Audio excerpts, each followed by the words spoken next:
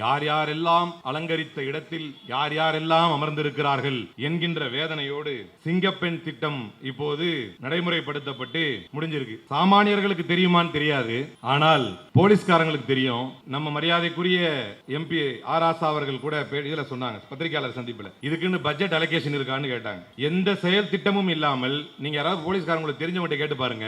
ஒவ்வொரு போலீஸ் டிஸ்ட்ரிக்ட்லயும் நம்முடைய கழக ஆட்சியிலே கடந்த ஆண்டு தரப்பட்ட பொலேரோ ஜீப்பை வாங்கி இதான் நடந்துகிட்டு இருக்கு. இப்ப கடந்த ஆண்டு தரப்பட்ட புதிய பொலேரோ ஜீப்பை வாங்கி பெயிண்ட் அடித்து ஸ்டிக்கர் ஒட்டி எந்தவித திட்ட அறிவித்தலும் இல்லாமல் காவல்துறையே குழப்பத்தில் ஆழ்த்தக்கூடிய திட்டம் தான் சிங்கப்பெண் திட்டம் என்று இன்றைக்கு நடைமுறைப்படுத்தப்பட்டுக் கொண்டிருக்கிறது. இங்கு பெருமளவில் ஆண்களை மிகைக்கக்கூடிய அளவுக்கு கூடியிருக்கும் பெண்களே, பெண் சமூகத்திற்கென்றே பெரும் விடுதலையை பெற்றுத்தந்த ஒரு பெரும் புரட்சியாளராக அரசியல் களத்திலே வந்துதித்தவர் தான் முத்தமிழறிஞர் கலைஞர்.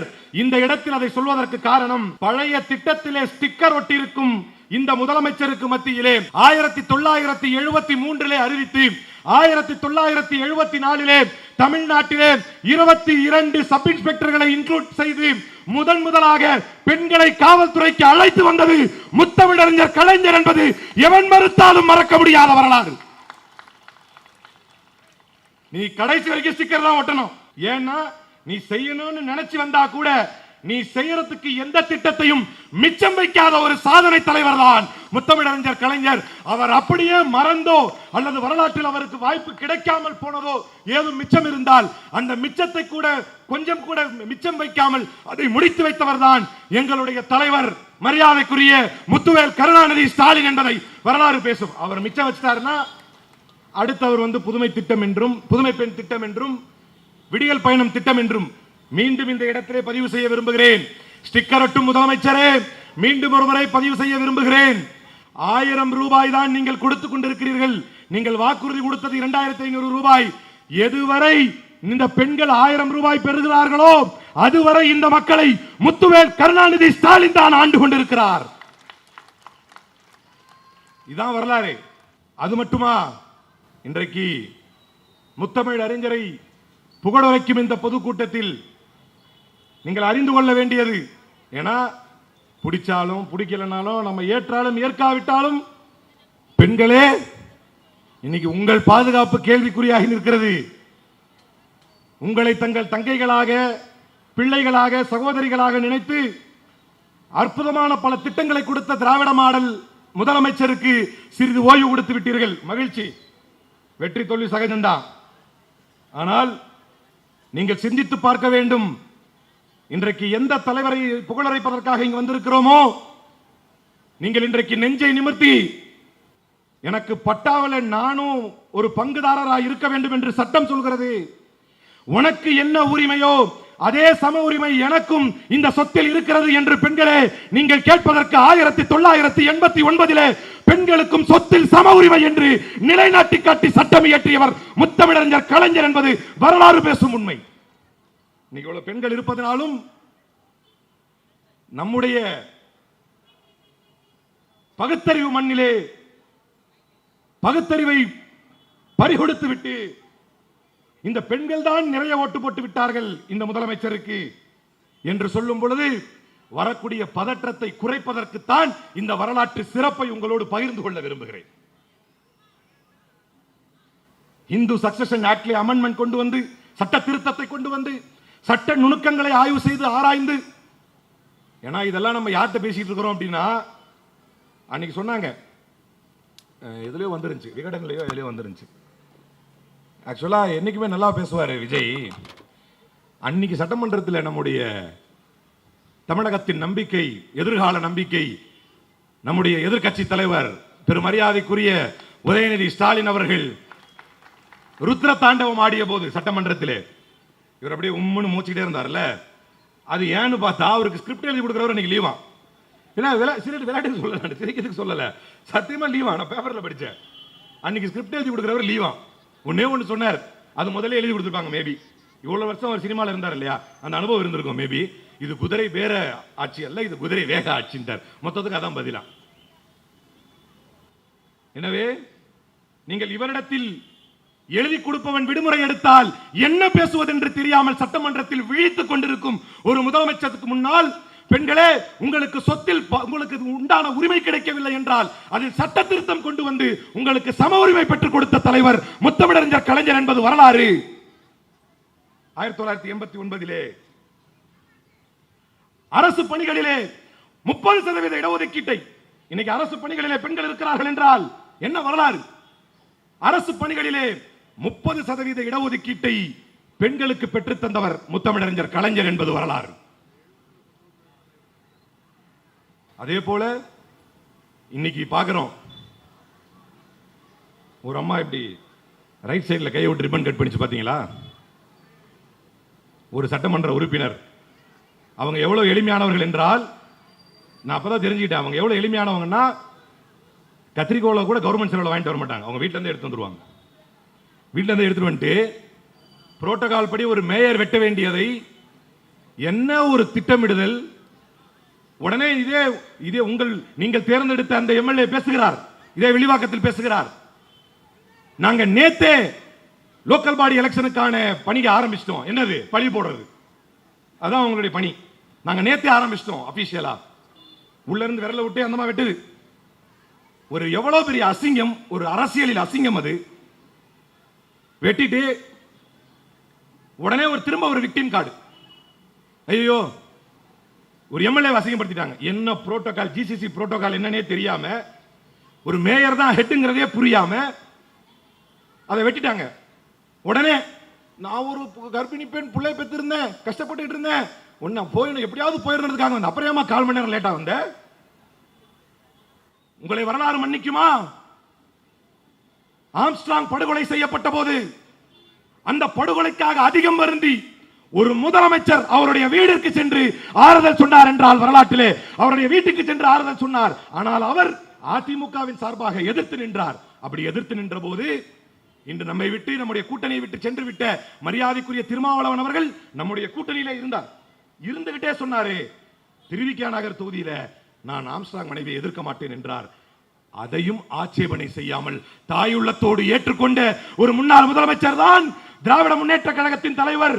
ஆனால் நீங்கள் கேவலம் ஒரு சட்டமன்ற பதவிக்காக நடுத்தெருவிலே வந்து, இதே பல்லவி எம்எல்ஏ நடுத்தெருவிற்கு வந்து ஒரு சட்டமன்ற பதவிக்காக நடுத்தெருவிற்கு வந்து உங்களுக்கு உரிமை வேண்டும், நியாயம் வேண்டும் என்றால் நீங்கள் நீதிமன்றத்தில் பெற்றுக் கொள்ளுங்கள், நீங்கள் எல்லாம் எப்படி சட்டமன்றத்துக்கு வரலாம் என்று கேட்டவர் தான் இந்த பல்லவி. இவர் பேசுகிறார் ஒடுக்கப்பட்டவருடைய உரிமைக்காக, ஒடுக்கப்பட்டவருடைய குரலுக்காக இவர் பேசுகிறார். மாறாக ஒரு ஒடுக்கப்பட்ட சமூகத்திலிருந்து ஒரு பெண்ணை கொண்டு வந்து இளம் வயதில் இப்படியும் ஒரு மேயர் இருக்க முடியும் என்பதை இந்திய வரலாற்றுக்கு உணர்த்தி காட்டியது மேயர் பிரியாவை கொண்டு வந்து சாதனை படைத்த ஆட்சி தான் திராவிட மாடலின் ஆட்சி. ஆனா மக்களே, இவனுடைய இந்த கான்ஸ்பிரசி தியரி கேமுக்கு தயவு செஞ்சு பலியாயிராதீங்க. பொழுதுக்கும் இதே கதை தான். ஐயோ, நான் எஸ்சி, நான் பெண்ணு, அப்ப இவங்க எல்லாம் யாரு? இப்போதும் பழைய ஸ்கிரிப்டை தூக்கிட்டு வந்துட்டார். திருச்சியில பழைய தூக்கி ஏன் மேல போடுறீங்க அப்படிங்கிறார். அதை நம்புவதற்கு மக்கள் இருப்பதாக அவர் நினைக்கிறார். இன்னைக்கு உள்ளாட்சி பிரதிநிதித்துவத்திலே ஏழுக்கு ஏழையும் எல்லா அனைத்தையும் நாங்களே வெல்வோம் என்று பேசுகிறார் ஆதவ அர்ஜுனா, வில்லிவாக்கம் எம்எல்ஏ. ஆனால் பெண்களே, நீங்கள் தெரிந்து கொள்ள வேண்டும், இதே உள்ளாட்சிகளிலே 33% இடஒதுக்கீட்டை கொண்டு வந்து பெண்கள் உள்ளாட்சி பிரதிநிதிகளாக லோக்கல் பஞ்சாயத்துகளிலே, கார்ப்பரேஷன்களிலே பெண்கள் பிரதிநிதிகளாக வர வேண்டும் என்று சட்டம் இயற்றி பெண்களுக்கான அரசியல் பிரதிநிதித்துவத்தை உள்ளாட்சி அமைப்புகளிலே உறுதி செய்த தலைவர் தான் முத்தமிழறிஞர் கலைஞர் என்பது வரலாறு. அவர் உறுதி செஞ்சதுலதான் இப்ப நீ வந்து அந்த கட்சியிலிருந்து வந்த ஒரு மேயரையே குறைவாக பேசி, அதுக்கப்புறம் தான் கிட்டத்தட்ட இன்னைக்கு நிலவரத்துக்கு if I am not wrong 44,000 பெண்கள் உள்ளாட்சி பிரதிநிதிகளாக தமிழகத்திலே இருக்கிறார்கள் என்றால் அதற்கு காரணம் இன்றைக்கு நாம் யார் புகழரை பேசிக் கொண்டிருக்கிறோமோ அந்த முத்தமிழறிஞர் கலைஞர் என்பதை நீங்கள் தெரிந்து கொள்ள வேண்டும். கலைஞர் பேசினார், அதையும் இங்கு சொல்லி காட்ட விரும்புகிறேன். ஒரு மேடையிலே பேசினார். இன்னைக்கு அது எவ்வளவு பொருந்தி வருதுன்னு பாருங்க.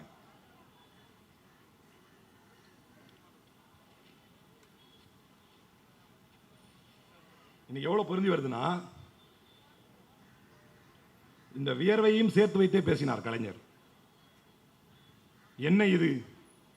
என்றைக்கும் இல்லாத வெப்பம், தலைமை கவிதையிலே என கேட்க தோன்றுகிறதா?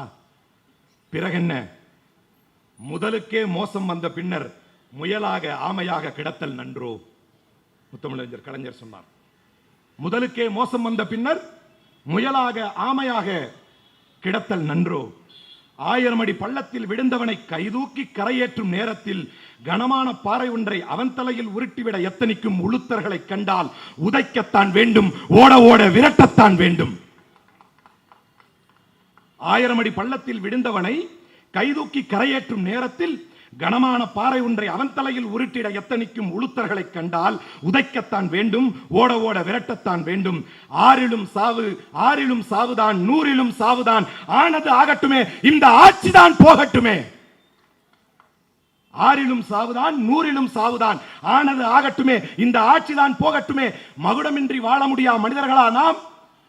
மகுடமின்றி வாழ முடியா மனிதர்களா நாம்? சிசுவாக பிறக்கும் போதே சிம்மாசனத்தினோட பிறந்தோம். சிசுவாக பிறக்கும் பொழுதே சிம்மாசனத்தினோட பிறந்தோம். சீதை வில்லுடன் பிறந்தது போல். கொற்ற கொடையா கொள்கையா? இன்னைக்கு எல்லாம் ஓடிட்டான் கொள்கையை தாரா பார்த்துட்டு. எல்லாம் கொள்கையை கை கழுவிட்டு கொள்கை ஒன்றுமில்லை என்று விட்டுவிட்டு ஓடிவிட்டார் எல்லாரும். முத்தமிழறிஞர் கலைஞர் இந்த செய்தியை சொல்லி காட்டினார்.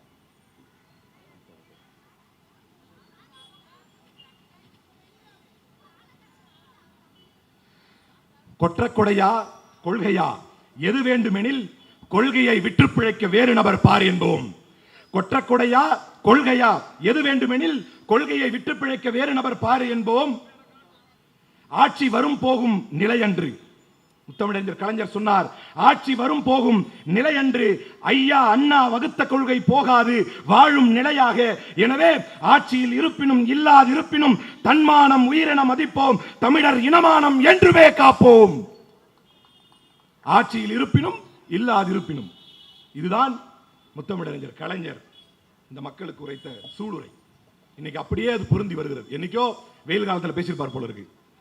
இன்னைக்கு அப்படியே வேர்வை ஊற்ற ஊற்ற அந்த செய்திகள் நமக்கு பிறந்து வருகிறது. எவ்வளவு நுணுக்கமாக முத்தமிழறிஞர் கலைஞர் இந்த பெண்களுக்காக செயல்பட்டார் என்றால், விதவை என்று சொல்லக்கூடிய வார்த்தையை கூட கைம்பெண் என்று சொல்லி 2 புள்ளிகளை வைத்து அவர்களை மங்களகரப்படுத்தியதுதான் முத்தமிழறிஞர் கலைஞர் இந்த வரலாற்றிலே. ஆனால் இன்றைக்கு நாம எங்க நிக்கிறோம், என்ன பேசுறோம் என்பதையே தெரியாத ஒரு முதலமைச்சரை வர வைத்து விட்டு, ஊர் முழுக்க சாதியை பார்த்து வேட்பாளரை நிற்க வைத்து விட்டு, நான் எந்த காலத்தில் சாதியை போட்டு ஓட்டு போட்டேன் அப்படின்னு கேட்கிறார். எல்லாவற்றுக்கும் திராவிட முன்னேற்ற கழகம் தான் காரணம் என்கிறார். உங்களுக்கு ஒரு நல்ல உதாரணம் சொல்றேன் இதுக்கு. நான் முதலமைச்சர் விஜயை பார்த்து சொல்ல விரும்புகிறேன். நீங்க யாரை பார்த்து காப்பி அடிக்கிறீங்கன்னு தெரியுது. உங்களுடைய முன்னுதாரணம், உங்களுடைய ரோல் மாடல் நரேந்திர மோடி. நரேந்திர மோடியை பார்த்தீங்கன்னா எப்பவுமே அக்கௌண்டபிலிட்டி எடுக்க மாட்டார். என்ன நடந்தாலும் சரி. வந்தே பாரத் ஸ்டார்ட் பண்றதை பார்த்துருக்கீங்களா? பார்த்துருக்கீங்களா? உங்களை தான் கேட்குறேன். எதுக்குன்னா, நான் பாட்டுக்கு ஏதாவது பேசிக்கிட்டு இருப்பேன், நீங்களும் கேட்டே இருப்பீங்க. சில பேர் என்ன செய்வாங்கன்னா, பேசிக்கிட்டு இருக்கப்ப ரொம்ப தீவிரமாக குனிஞ்சு அப்படின்னு தலையாட்டிட்டு இருப்பாங்க. நம்ம நினைப்போம் அவன் கேட்டுக்கிட்டு இருக்கிறாங்க, அவன் என்ன பண்ணிட்டு இருப்பாங்க.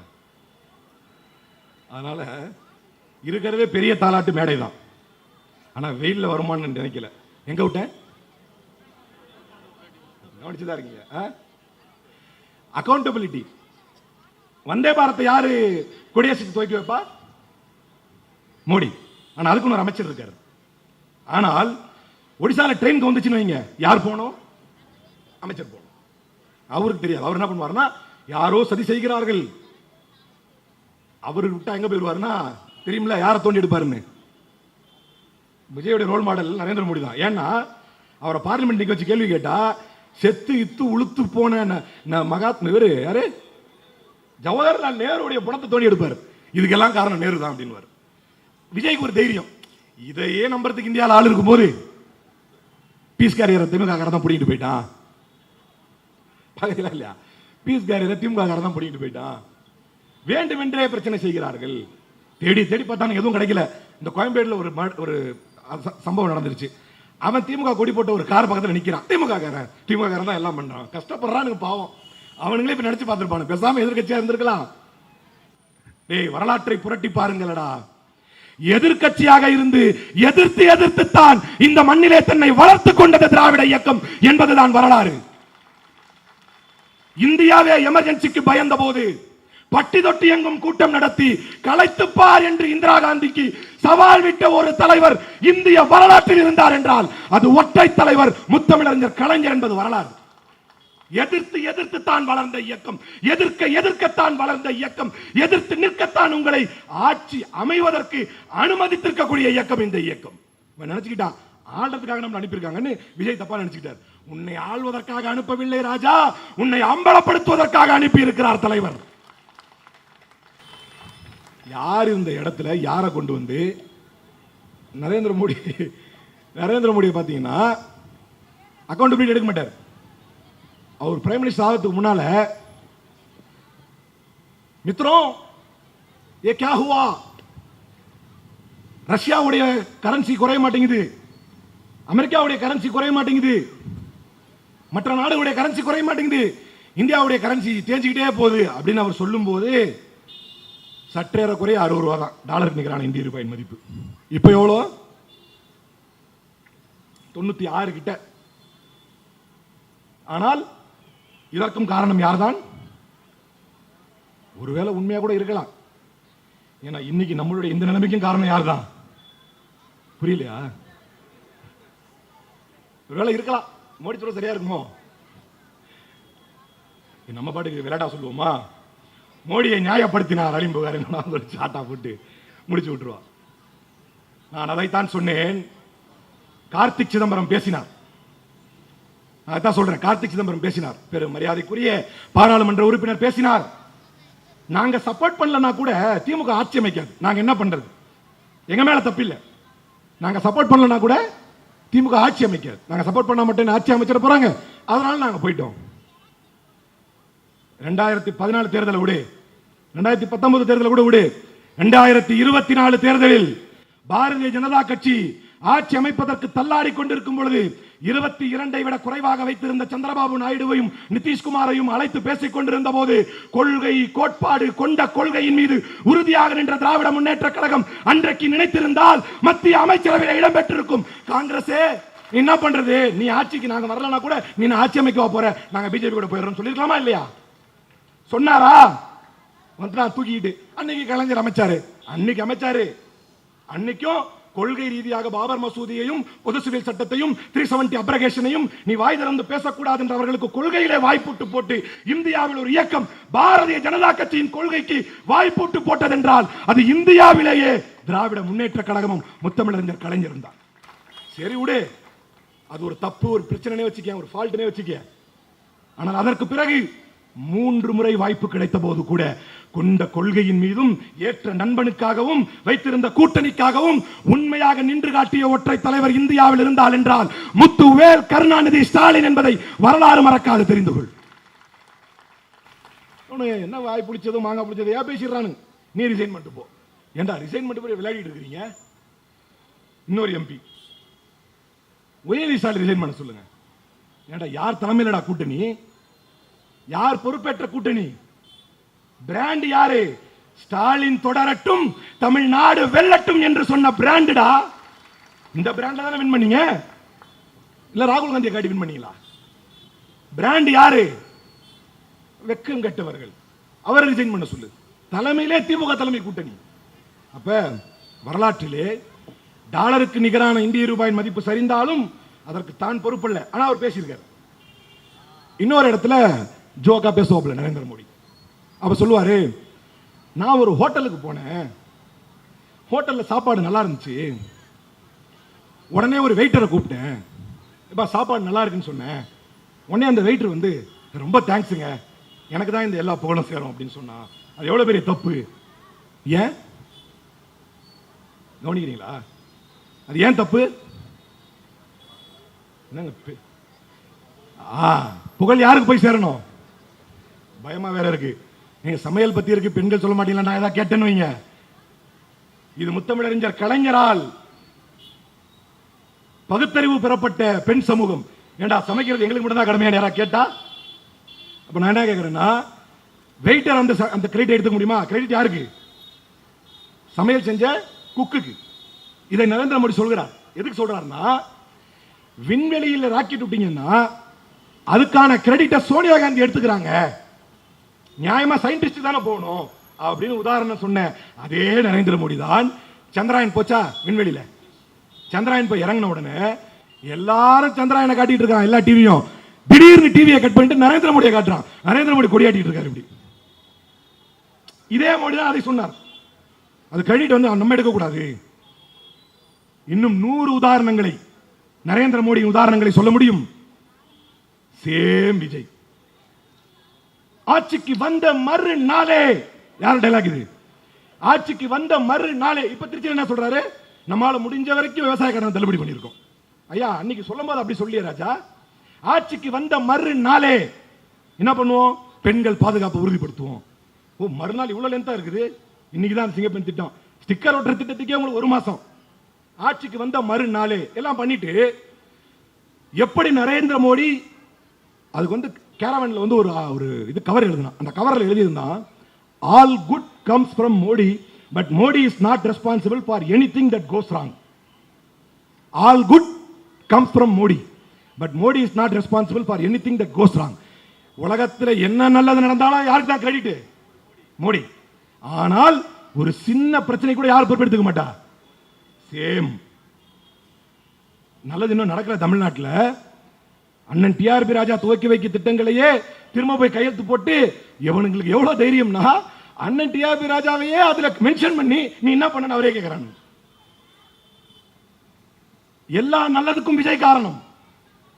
ஆனால் நான் தான் ஒண்ணே ஒன்று சொன்னேன், சரிப்பா இப்பதான் வந்திருக்கிற, செய்ய முடியாது, நீ என்ன பண்ணு, ஒரு டைம் லைன் கொடுத்துரு, இத்தனை தேதிக்கு பிறகு என்ன கேளுங்க, நான் தான் பொறுப்பு. இத்தனை தேதிக்கு பிறகு என்ன கேள்வி கேளுங்கள், அதற்கு நான் தான் பொறுப்பு என்று சொல்லிவிட்டால் அதற்கு பிறகு விஜயை பொறுப்பெடுத்துக் கொள்ளலாம் அப்படின்னு சொல்ல. எனவே பெண்களுக்காக பல சிறப்புகளை செய்து, அவர்களை கண்ணியப்படுத்தி, அவர்களை அந்தஸ்தில் உயர்த்தி, அவர்களை உயர்வுபடுத்தி, அவருடைய வாழ்வாதாரத்தை உயர்த்தி, அவருடைய பயண திட்டங்களை சிறப்பு செய்து, பொய்யான ஒரு பரப்புரையை பாரதிய ஜனதா கட்சியும் அண்ணாமலையும் இந்த சீமான் போன்றவர்களும் அதிமுகவும் சேர்ந்து ஒரு பொய் பரப்புரையை கடந்த ஆட்சியிலே செய்தது. பெண்களுக்கு பாதுகாப்பில்லை என்று நான் கேட்கிறேன். இதே கடந்த ஆட்சியிலே நம்முடைய திராவிட நாயகன், மரியாதைக்குரிய நம்முடைய முன்னாள் முதலமைச்சர் கடந்த ஆட்சியிலே பெண்களுக்கு பாதுகாப்பில்லை என்று ஒரு பட்டத்தை சுமத்தினார்கள். இந்தியாவுடைய total average working woman force labour, ஒட்டுமொத்தமாக வேலைக்கு செல்லக்கூடிய பெண்களுடைய எண்ணிக்கை ஒவ்வொரு மாநிலத்திலும் கணக்கிட்டால் ஒட்டுமொத்த இந்தியாவில் 34% என்பது ஒன்றிய அரசினுடைய கணக்கெடுப்பு.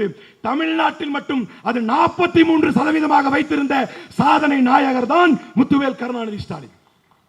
அதையெல்லாம் விட்டுட்டு ஒரு ரோட்ல கிடந்த கொட்டாங்குச்சி இப்படி கொண்டு வந்து அலங்கரிச்சு வச்சிட்டீங்களே. பெண்களே, தாய்மார்களே, ஒரு வாய்ப்பு வரும். அது மேபி மேயர் தேர்தலில் வரலாம், மேயர் தேர்தலோடு சேர்ந்து வரலாம், அல்லது அது இடைத்தேர்தலாக வரலாம், அல்லது இன்னொரு தேர்தலாக வரலாம். ஜனநாயகத்தில் எதுவும் சாத்தியம். அப்படி எது வந்தாலும் முத்தமிழறிஞர் கலைஞர் இந்த பெண் சமூகத்துக்கு செய்ததையும், அவர் ஏதோ ஒரு வகையில் விட்டு சென்ற ஏதாவது ஒன்றை இல்லாமையால் விட்டு சென்ற ஏதாவது ஒன்று இருந்திருந்தால் அதை நிறைவேற்றிய முத்துவேல் கருணாநிதி ஸ்டாலின் என்கின்ற சாதனை நாயகனின் ஆட்சியும் பெண்களை நீங்கள் நினைவு கூறுங்கள். மீண்டும் வரை வாய்ப்பு தாருங்கள். திராவிட முன்னேற்ற கழகத்தை தலை நிமிர்ந்து நிற்க வையுங்கள். திராவிட மாடல் நாயகன் முத்துவேல் கருணாநிதி ஸ்டாலின் அவர்களுக்கு ஒரு வரலாற்று வெற்றியை பெற்றுத்தாருங்கள் என்று கேட்டு வாய்ப்பளித்தமைக்கு நன்றி கூறி விடைபெறுகிறேன். நன்றி, வணக்கம்.